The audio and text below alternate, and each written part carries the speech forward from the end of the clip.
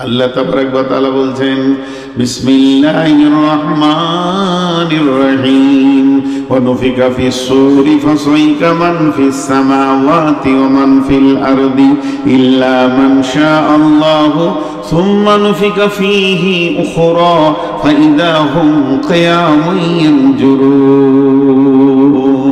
আল্লাহ তাবারাক ওয়া তাআলা বলছেন যখন প্রথম সূরটা ফুঁকে দেওয়া হবে সারা পৃথিবীটা ধ্বংস হয়ে ভেঙে চুরমার হয়ে যাবে, না থাকবে নদী নালা ঘর বাড়ি গাছপালা অট্টালিকা শহর গ্রাম কিচ্ছুই থাকবে না।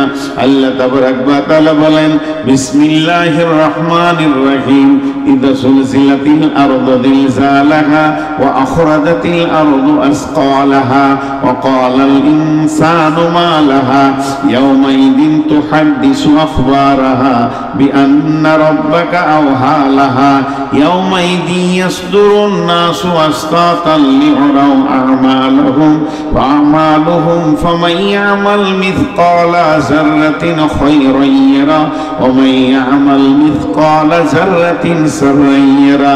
যখন এই যে সরিষা দানাগুলো আছে এগুলো খামারে নিয়ে যাবেন, খামারে নিয়ে যাওয়ার পর এগুলোকে যখন ঝরানো হবে এবার ওগুলো চালনাতে রেখে যখন চালবেন তো দেখবেন যত ছোট দানা নিচে যাবে আর বড় দানাগুলো ওপরে চলে আসবে। একটা মাটি আছে পাথর আছে ওপরে চলে আসবে, সরষেগুলো নিচে চলে যাবে, যত গুঁড়ো আছে নিচে যাবে, বড় দানাগুলি উপরে আসবে। এই বিশ্বটা যখন ধ্বংস হতে শুরু করবে জালজালা শুরু হয়ে যাবে, ভূমিকম্প শুরু হয়ে যাবে। হযরতে হুযায়ফা রাদিয়াল্লাহু তাআলা আনহু বর্ণনা করেন বিশ্ব নবী বলেছেন সালাসাতা খুসুফিন, খুসুফিল মাগরিবি, খুসুফিল মাশরিকি, খুসুফিল জাজিরাতিল আরাব। তিনখানা ভূমিকম্প হবে কিয়ামতের আগে। একটা ভূমিকম্প পশ্চিম দিক থেকে পূর্ব দিকে চলে যাবে আর একটা ভূমিকম্প পূর্ব দিক থেকে পশ্চিম দিকে চলে যাবে, আর একটা আরব কান্ট্রির সমুদ্র উপকূল দ্বীপ থেকে শুরু হবে। আর ওই জালজালা যখন শুরু হয়ে যাবে ভাই আমার তখন আর থামবে না। এবার লোকেরা বলবে ওয়াকালাল ইনসানু মা লাহা, কি হয়েছে রে জমিন তুই এমন কেন করছিস, চুপ হয়ে যা। কিন্তু সেই দিন জমিন কথা বলবে ইয়াউমাইদিন তুহাদ্দিসু আখবারাহা, সেই দিন কথা বলবে এবং খবর দিবে। কেন সে কথা বলবে, সে কেন খবর দিবে? ইয়াউমাইদিন ইয়াসদুরুন নাসু আসতাতাল লিউরাউ আমালাহুম ফামান ইয়ামাল মিসকালা যাররাতিন খায়রান ইয়ারা ওয়া মান ইয়ামাল মিসকালা যাররাতিন শাররান ইয়ারা। সেদিন মানুষ দল দল যখন উঠবে কিয়ামতের মাঠে, সেদিন এমন একটা দিন কারো জাররা বারাবার সরিষা দানা বারাবার অনুপরমাণু ক্ষুদ্র থেকে ক্ষুদ্র নেকি বহির প্রকাশ হয়ে যাবে এবং গুনাহ বহির প্রকাশ হয়ে যাবে। যেটা আপনি আমি গোপনে লুকিয়ে পায়খানার ভিতরে ঝোপে ঝাড়ে গুনাহ করেছি পৃথিবীর কেউ জানে না। এমন একটা দিন আসছে স্ক্রিনের উপরে আয়নার মতো চকচক করবে আপনার আমার গুনাহ এবং নেকি। আল্লাহ তাবারাক ওয়া তাআলা বলছেন ওই দিনটা অচিরেই তোমাদের কাছে চলে আসছে। জি, ব্যস্ততা একটা শব্দ বললাম আপনাদের কাছে বাংলায়, ব্যস্ত। ব্যস্ত সবাই বুঝে ফেলেছে ব্যস্ত। একটা ছেলে হাঁটছে, এই দাঁড়া ব্যস্ত আছি। একটা লোক যাচ্ছে, ভাই একটু সময় দেন, না ব্যস্ত আছি। কেউ কাউকে সময় দিচ্ছে না, ব্যস্ত। দেখেন মানুষ কত ব্যস্ত। এই ব্যস্ত শব্দটা কেন বললাম, এটা 2 মিনিট আপনাদেরকে শুনতে হবে। কিয়ামতের সব থেকে বড় আলামত হচ্ছে মানুষ ব্যস্ত হয়ে যাবে। এত ব্যস্ত হবে কেউ কাউকে সময় দেওয়ার মতো হাতে তার কাছে কিছুই থাকবে না, খালি দৌড়বে, এদিকে দৌড়ছে এদিকে দৌড়ছে এদিকে দৌড়ছে। ব্যস্ততা কাছিয়ে গেছে। আজকে যদি একটা বড় 18 চাকার ট্রাক এই দিক থেকে আসছে, আচ্ছা 18 চাকার ট্রাকটা আসছে তা ড্রাইভারের কত মাথায় চাপ বলেন তো, ও টানছে না, ওকে টানতে হয় না, ওর পায়ের ইশারাই ধরছে, ইঞ্জিন টানছে, কিন্তু এত বড় বডিটাকে নিয়ে ও খেয়াল করছে যে এইদিকে তো চায়ের দোকানে 22টা লোক দাঁড়িয়ে আছে, আর ওই দিক থেকে একটা গাড়ি ওখানে দাঁড়িয়ে আছে, তাহলে আমি সাইড দিয়ে হরেন দিয়ে আস্তে আস্তে করেও পার করছে। আমি একটা উদাহরণ দিচ্ছি, তখন ওই দিক থেকে একটা টোটো এসে ঢুকিয়ে দিয়েছে। আর পৃথিবীতে টোটোওয়ালাদের মতো বেয়াদব আর কেউ নেই, ওরা কিচ্ছু বুঝে না। আল্লাহ আল্লাহ যার মাথার মগজের পোকা মেরে শেষ করে দেয়, চিন্তা শক্তি শেষ করে দেয়, তাকে টোটো কেনার তৌফিক দিয়ে দেয়। মানে যা রোডে যতগুলো টোটো চলছে একটাও মাথা ঠিক নাই, মাঝে ছাড়া যাবে না। ও আর খুব জোর যদি টানে ঘন্টায় 5 কিলোমিটার ওর গতি, আর 40 কিলো, আর বলো না 40 কিলো, 5 কিলো। আর ওর পেছনে যে হরেন মারছে সে ঘন্টায় 250 কিলো যাবে, তাকে বলছে তুই থাক আমি এখন যাই। আমার এক ড্রাইভার বলছে যে খালি কলকাতার দমদমে এয়ারপোর্টের গেট কটা বন্ধ আছে, তাই নাহলে ঢুকে যাবে, ঢুকে কি দুবাইয়ের প্যাসেঞ্জার চাপিলে বসে থাকবে, ওই ধর পার করে দিয়েছি। মানে ওদের এত আল্লাহ পোকা মেরে দিয়েছে। এবার ওই ট্রাকটা এই দিক থেকে আসছে, তখন একটা টোটোওয়ালা ঢুকে গিয়েছে। ট্রাকওয়ালা বাড়ি কোথায়? ও ওই ঝাড়খণ্ড পাকুড় থেকে এসেছে ড্রাইভার, গরিবের ছেলে, পরের গাড়ি চালায়, মার খাওয়ার ভয়ে চুপ করে দাঁড়িয়ে। টোটোওয়ালার কাছে মনে হচ্ছে ও কিছু জানে না, মাসুম বাচ্চা। আর টোটোওয়ালা ওর গাড়ির মুখে টোটোটা লাগিয়ে দিয়ে এমনি করে দেখছে, খালি একবার তাকিয়েছে, তখন ও পানি খেয়েছে বোতল থেকে, মারবে না কি রে ভাই, এই হয়ে গেছে।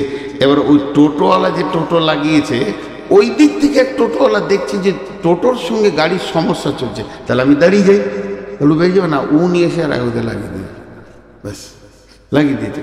এরপরে এই দু মাথা মানুষ দেখেছেন? দেখেন নাই? এই ধারটা নাড়া, এইদিকে চুল রেখেছে, আবার এরকম ঝাঁপড়ি হয়ে দু মাথা মানুষ হয়।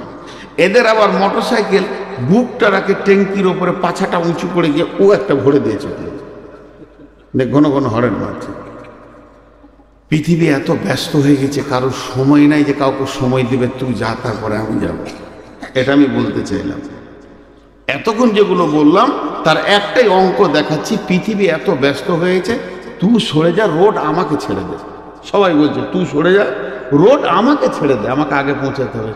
কিন্তু মানুষ যতই পা ফেলছে, একটা সাইকোলজিস্ট দিচ্ছি আপনাদেরকে আল্লাহর হস্তে, ধ্যান দিয়ে শুনেন মা বোনেরা, প্রতি কদম, আমি যে মসজিদ থেকে আসছি, প্রতি কদম আমি কোন দিকে আসছি? স্টেজের দিকে। আপনারা কি বলবেন? আমি যদি প্রশ্ন করি, মসজিদ থেকে বের হয়ে প্রতি কদম আমি কোন দিকে আসছি? স্টেজের দিকে। কিন্তু এটা স্টেজের দিকে বলেন না, আমি আসছি কবরের দিকে।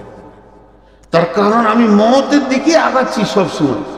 আমি পৃথিবীতে কয়েক হাজার পা আর আমার বাকি আছে, কয়েক লক্ষ পা বাকি আছে, তারপরে আমি কবরে ঢুকবো। তাহলে যতগুলো পা আমি হাঁটছি কবরের দিকেই হাঁটছি। এই যে দ্রুতগামী গাড়িটাকে চালাচ্ছে, কার দিকে চালাচ্ছে? কবরের দিকেই চালাচ্ছে, কিয়ামতের দিকে চালাচ্ছে। এখন ব্যস্ততা বেড়ে গেছে, ব্যস্ততা। এবার শুনেলেন, কিয়ামত যেদিন হবে, বুখারীর হাদিস বলছি, কিয়ামত যেদিন হবে, যে শুক্রবার হবে, পৃথিবীতে যতজন লোক বেঁচে থাকবে সবাই ব্যস্ত হয়ে যাবে, একজনও ব্যস্ততা থেকে বাদ থাকবে না, কেউ বসে থাকবে না। বয়স্ক মানুষ লাঠি নিয়ে রাস্তায় হাঁটবে, স্কুলে ছাত্রছাত্রী স্কুলে যাবে, মাস্টাররা টিচাররা ক্লাস নিতে যাবে, মাদ্রাসার শিক্ষকরা পড়ানোর জন্য রেডি হয়ে যাবে, ছাত্রছাত্রী বই নিয়ে বসে যাবে, কৃষক মাঠে চলে যাবে চাষ করবে, অফিসার ব্যাগ নিয়ে অফিসে দৌড়বে, যার যা কাজ 100-তে 100, 100-এ 100 মানুষ ব্যস্ত হয়ে যাবে। এবার হাদিসে কি আছে সেটা বলি, হাদিসের ভাষাটা এবার বলছি। মানে খরিদ্দার দোকানে কাপড় কিনতে যাবে, দোকানদার কাপড় বের করে দেখাবে, দুজনেই ব্যস্ত।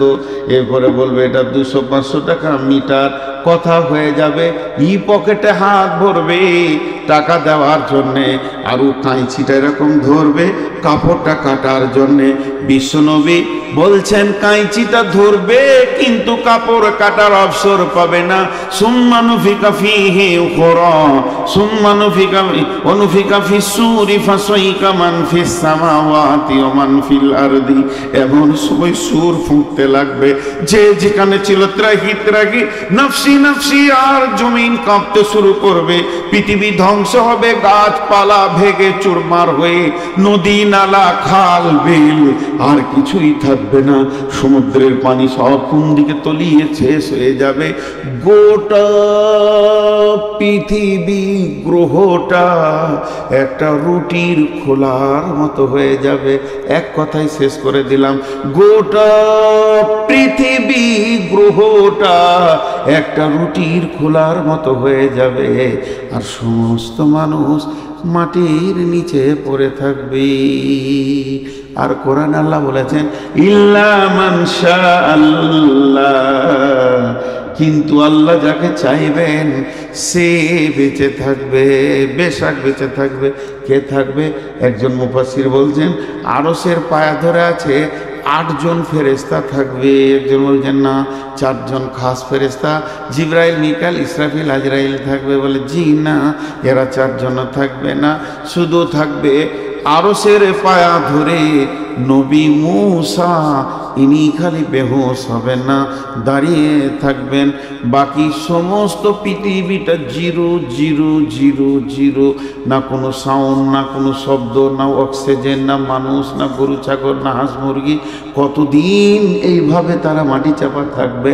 40 বছর থাকবে। তাফসীরে বলছে সুম্মা নুফিকা ফীহি উখরা, এরপরে যখন দ্বিতীয় সুর ফোঁকা হবে মানুষ তখন কিয়ামতের মাঠে উঠবে। কিয়ামুন ইয়ানজুরুন, চারিদিকে তাকিয়ে দেখবে কিছুই নাই, ঘর নাই, বাড়ি নাই, নাই তো নাই, গায়ে কাপড় নাই, হুফাতান গোরাতান গোরলান, পুরুষদের খাতনা দেওয়া নাই, জন্মের পরে যেমন লিঙ্গ থাকে ওই রকম থাকবে, শরীরে কাপড় থাকবে না, আর থাকবে না পায়ে জুতো, মাথায় ছাতা। কিয়ামতের মাঠে অবস্থায় দাঁড়িয়ে যাবি।